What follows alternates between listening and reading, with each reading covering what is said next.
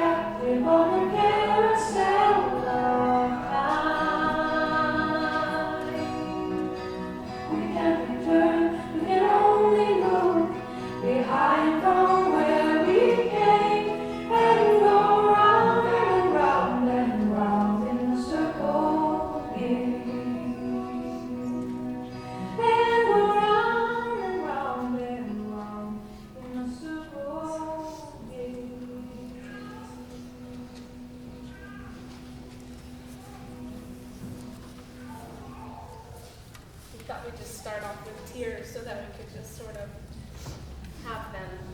And of course that brought on many. I'm going to bring up my dad, Newell Young. He's going to start and talk about his 44 years of marriage to my mom, Karen Newell Young.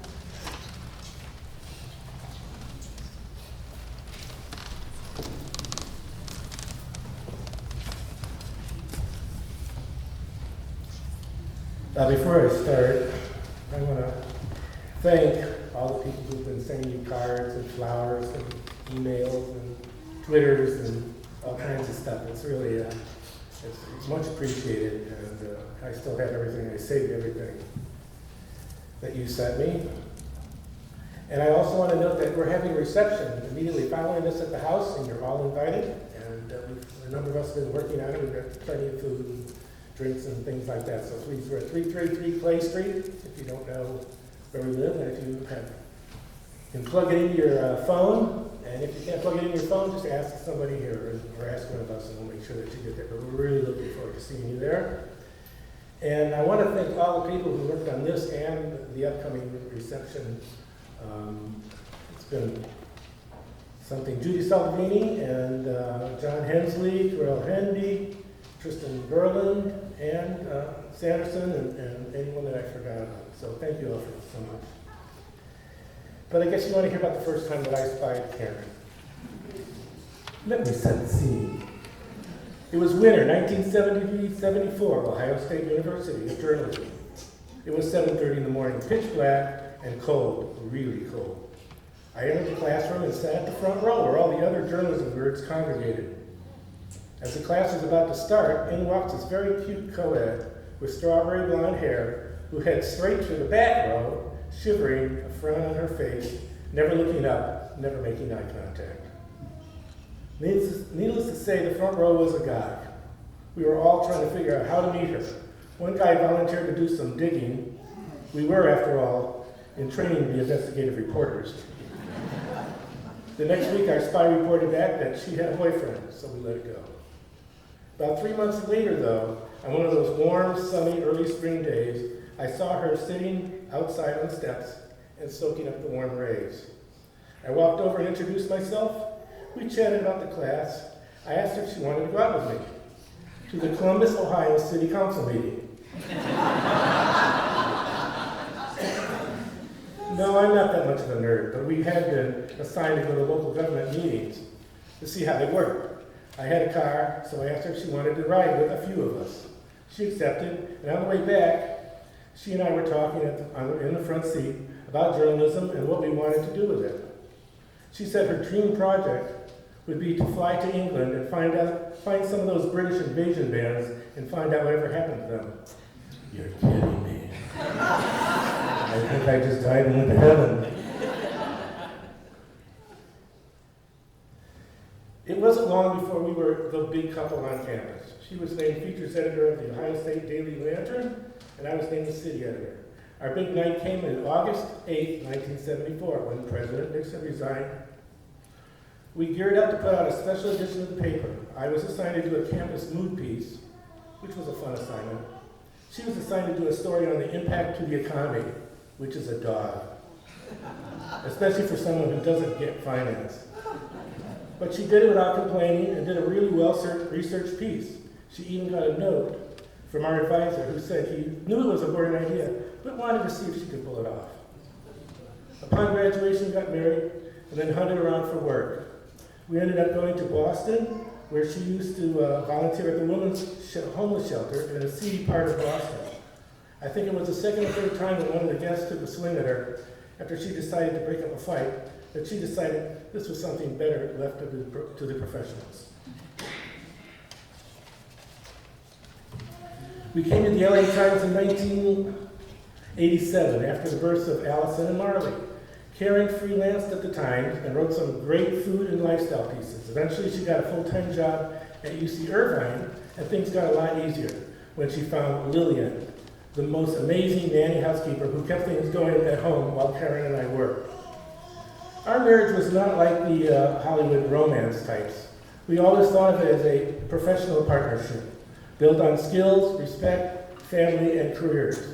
We would always write down how our work days went, what we were working on. We'd give you ideas on stories, even edit some, and change things around. Karen was a lifelong feminist. She had strong feelings about male violence, equal pay, women's physical and mental care. This was the early days of the feminist movement, and she called it her duty to keep it going. She also surrounded herself with women who felt equally strong about feminism. Her relationships with a group of women from high school continues to this day. I'll let them tell the story. So much of that time, from 1987 to 2007, is a blur now. Driving kids to sports, vacations with the Orms family, pool parties for the kids' birthdays, theater. We kind of kept our heads down and just kept pushing it along. There are a few things that I brought to the marriage that she was not expecting. I started watching sports on TV, which she hated. Why start now, she said. You never even followed sports when I married you. And even though she knew I owned an electric guitar, I rarely played, so she figured it was just a long-ago hobby.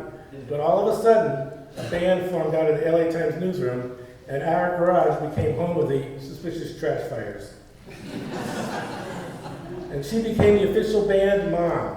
She was good about it, and only complained, well, constantly.